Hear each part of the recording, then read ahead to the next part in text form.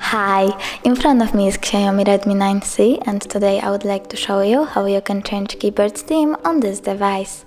Firstly, open Settings. Now scroll down and choose Additional Settings. Then Languages and Input, Manage Keyboards and Settings.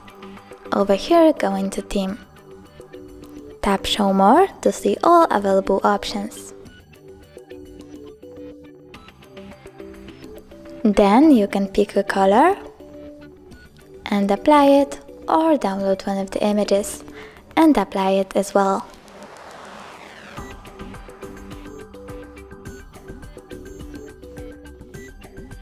As you can see, theme of my keyboard has changed.